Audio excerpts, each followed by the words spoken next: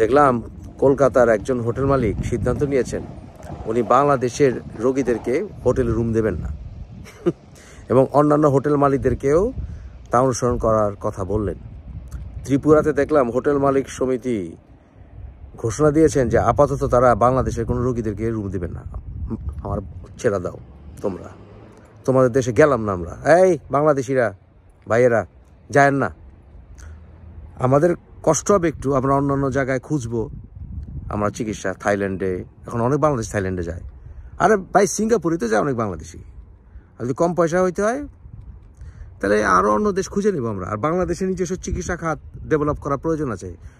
সরকারের এই দিকেও মনোযোগ দিতে হবে যাতে আমাদের বাংলাদেশিদেরকে দেশে বাইরে যেতে না হয়, সেই দিকে বরঞ্চ চেষ্টা করতে হবে। তাহলে এই তাগিদটা বাড়বে, ওই ফালতু চিকিৎসা অন্য জায়গায় না খুঁজে।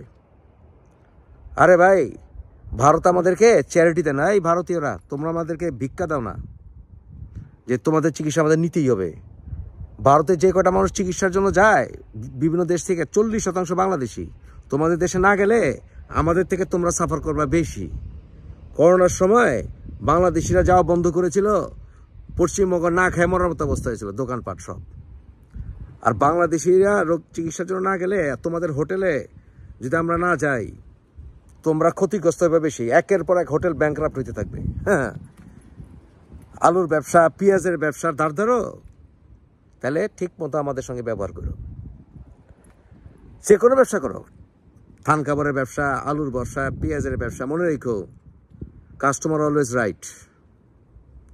তোমরা আমাদের চ্যারিটি দাও না, কাস্টমারের অলওয়েজ অন্য অপশন থাকে, বুঝলা? 2 পয়সা দিয়ে আনলে অন্য জায়গা থেকে কিনবো, আমরা না খেয়ে মরবো না, তোমরা না খেয়ে মরবা। তোমাদের ব্যবসা যদি আমরা না দিই, আমরা এলাম লক্ষ্মী, ঘরের লক্ষ্মী পায়ে ঠেললে হোগা লাল বাতি জ্বলবো 2 দিন পরে। যেসব দেশ থেকে ভারত রেমিটেন্স কামাই করে তারপরে বাংলাদেশ অন্যতম। বেশি ফাল পাইল না তোমরা, আমাদের সঙ্গে ওই দাদাগিরি বন্ধ হয়ে যাব, টাইম এসে গেছে। দাদাগিরি করো না আর। আমাদেরকে না বলছো কাঙ্গাল বাঙ্গাল,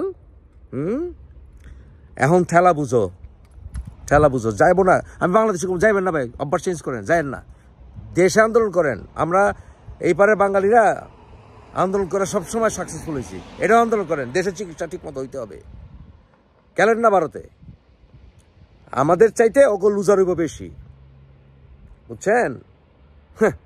বেটা কয়দিন দিবি না হোটেলে রুম, কিছুদিন পরে আধা দামে হোটেল দিবি বেটা রুম। কবি যে ছাড় দিছে, এই ছাড় ওই ছাড়, আসেন বাংলাদেশি বাপেরা আসেন, এটা কবি। নাহলে রাস্তা খাড়া ভিক্ষা করার লাগবো তো বেটারা। বাংলাদেশিকে হোটেলে রুম দিবি না, হালার পহালারা।